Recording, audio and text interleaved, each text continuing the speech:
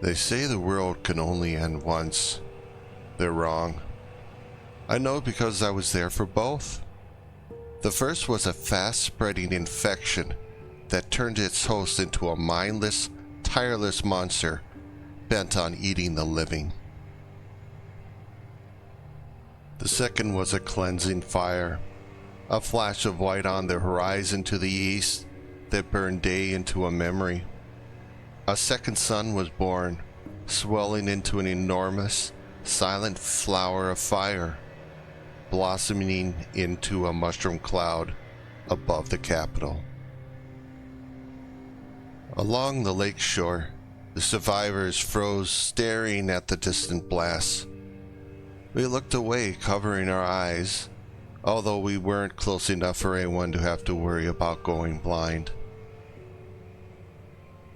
They finally gave up, Ken muttered to himself.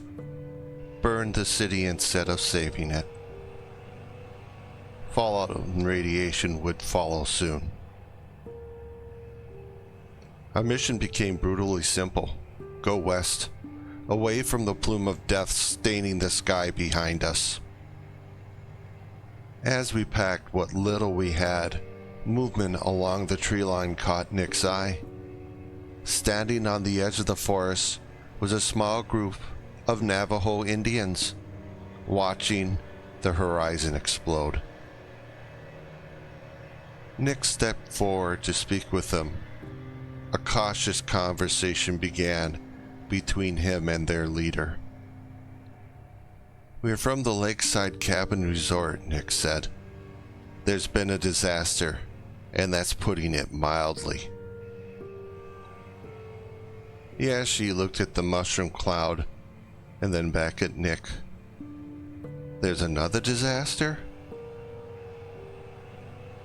Nick debated the correct response so as not to sound crazy, but then decided on the direct approach. "People are dying and coming back from the dead to attack the living," Nick said. "What?" another Indian responded, but Yashi gestured him to be quiet. Nick started talking again, but was interrupted by Ken. "There is a virus pandemic with problematic side effects. It causes infected people to get violent. Our cabins were attacked by a large group of infected people. We couldn't stop them. We had to go across the lake for safety." "That nuke, you see," Ken continued. "I think that was a final attempt to stop the virus at the source. But they're too late. The infection has moved outside the city. We know that for certain." "We need your help," I added. "We've had hardly any food or water, and just the clothes on our backs." "We appreciate any help you can give. We have nowhere to go. With the city gone now, no help is coming for us," Ken added. Yashi speaks to the three others in a language I don't understand.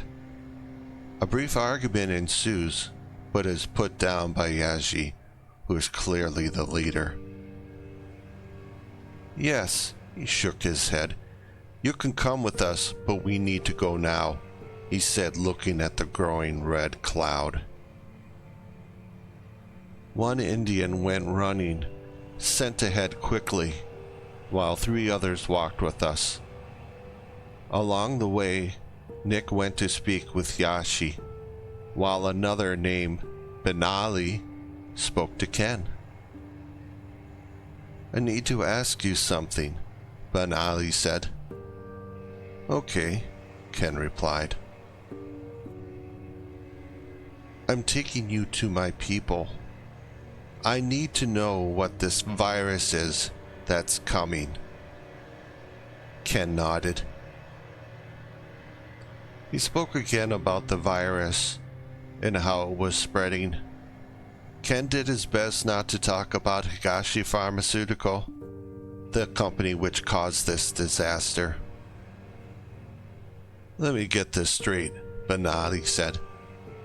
This is a virus that causes people to die, reanimate, and attack other people. And it's very contagious. Yes, Ken said. From what we've seen, that appears to be how it works. Do you have the flu? He asked. No, Ken said. Does anyone in your party have it? No, Ken answered again. Are you sure? Yes. The last time I've seen someone with the virus was a few days ago.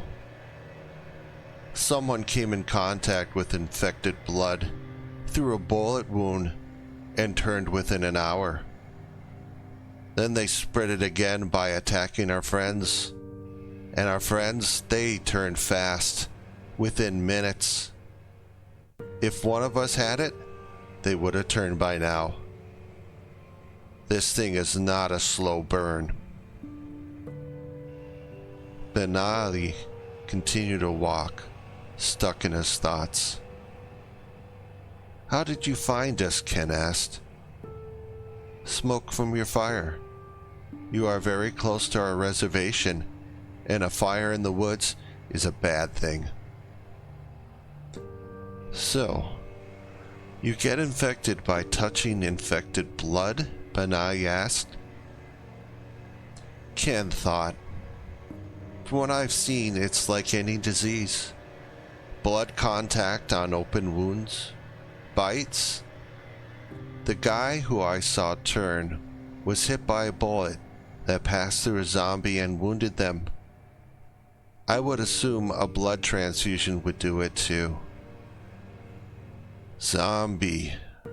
Ben tried out the word, not because he didn't know it, but because he wondered how he'd tell this to others. I have not seen a zombie. What do they look like? He asked. Well, aside from running straight for you and wanting to kill you, Ken joked softly, I think pale, gray skin, pale eyes. They shuffle around, follow nearly every little sound. And once they see you, run. If it's more than one, definitely run. They never get tired. How did you survive? Can you run fast? No, Ken said, thinking. I'm very lucky, and it's a long story. You can tell me later, Benally replied. I'm worried, Benally continued. We have a few in our camp who are sick. They've been sick a while, for some months.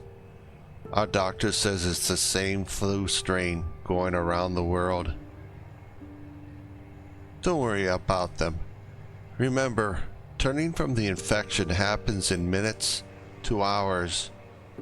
But whatever you do, don't give them the cure. Ken said this before he could stop himself. Benally pretended not to notice this remark.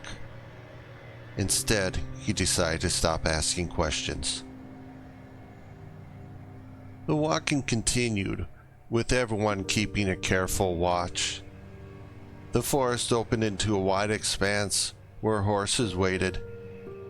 Yaji and his men mounted, but rode slowly, keeping pace with us. We walked until about noon, when we saw cars and a dirt road. Someone had gone ahead to bring us transport, which felt like a miracle. There was bottled water and some food for us to pass around. But relief didn't erase what we'd left behind. Somewhere, back along the lake shore, our campfire still crackled and popped, throwing sparks into the trees, while hundreds of feet were closing in. We drove for miles after that. Only when the engines finally slowed did my shoulders loosen. When we got out, Yaji reminded us that this was the land of the Navajo Nation. Safe, yes, but wandering around could get us into serious trouble. We walked along a dirt path, past small fires and quiet watchmen, until we arrived at the settlement. Single-story homes, trailers, a few hogans, round, earth-colored structures, still standing, scattered about. Not museum pieces, but still being used. Children watched, curious, including a little girl with a dolly who waved at me. Yaji instructed the group to wait outside while he went inside a building. While they were inside, I looked around. Benally stood by Ken. People glanced over at us for a moment, but most were moving about hurried, loading up cars, gathering children. "They're leaving," Nick said. "Yaji told me they've heard what's going on in the cities. They've been trying to delay the inevitable." "The inevitable?" I asked. "Leaving," he said. And we went back to quiet watching. Yaji returned with instructions. He confirmed they were leaving. We could join them, moving to another town, if we follow the rules. Don't wander off. Stay where you are told. Certain places here are sacred. They are off limits. Ask before taking anything. No arguing. Help when you're asked to help. Benally asked Ken to join him without much explanation. He didn't look back, not even once. That was the last time I saw Ken. As we waited, I heard two Navajo riders approaching quickly on the dirt road to the settlement. One veered toward Yaji. Yaji caught the warning in a single glance. The rider nodded, dismounted, and spoke rapidly away from us. Yaji's expression tightened. He came over to speak with Nick and I. Sotsi told me a large group of people came out of the forest near the lake. And as soon as the people saw Sotsi, they began screaming and running toward him. Tell me, is this your horde? Nick stared at me for a long moment, realizing how close we must have come to being caught by the infected. Yes, I think so, Nick answered, then turned to ask Sotsi, how far from us are they? Sotsi looked back without saying anything, and then looked at Yaji, who said, 2, maybe 3 miles out. They must be able to track us. We need to leave, I interrupted, fighting the urge to start running. Now. Yaji stared at us for a few seconds, trying to get the measure of us. Then looked past me to the east, seeing a distant, large, dark shadow moving quickly this way. I heard him speak to his other men. Danger is coming, not far. We leave now. Leave everything not packed. Tell everyone, he said, voice low and sharp. Get in the cars. His men rode horses through the settlement. Children first. Stay close. Move quickly. Don't wait. We leave now. We were ushered to the nearest available vehicles, cramming as many of us in as we could. Yaji moved between the vehicles, checking everyone was accounted for, pointing, shouting, directing. The Navajo scouts and horses rode ahead and to the flanks, watching the horizon for the approaching horde. Totsi, who had gone to gauge the progression of the horde, pulled back on his horse and quickly returned. "Now, Yassi," he yelled. "We leave now." The last horses took off, following cars that went down dirt roads leading away. He stayed for a moment on his horse to watch them come swarming into the town before turning and riding away. I glanced back, seeing dust rising in the distance and pale shapes disappearing through the haze. They couldn't keep pace with the cars or horses, and soon were out of sight again. From what I could see, every person, car, and horse had made it out. The convoy surged forward. "How far is the other town?" I asked. The driver looked back at me in the rear view mirror, but said nothing. I sat in the back of an old station wagon with wood paneling. The shocks weren't any good, so every small dip in the road caused bouncing. I bumped my head a few times, but couldn't slouch low enough to prevent it. I don't know how far we went when I heard talk and the car came to a stop. I looked out the windows, but didn't see a town, only open land. I looked out the back window nervously and craned my neck to see if there were shapes in the distance. "Why are we stopped?" I asked. Then I saw the others in front lift their hands slightly up. Shit, I thought. Did we get pulled over? Or are we getting robbed? "Get out of the car," said a voice I couldn't see. "Be quick about it. Keep your hands where I could see them." When I got out, I saw the black trucks, automatic weapons, and men in tactical black uniforms with the word police on them. But these weren't regular police. We were pulled away from our only hope for escape, made to sit on the ground next to each other. And while they smashed the windows and shot the tires, somewhere behind the hills, the end of the world was fast approaching.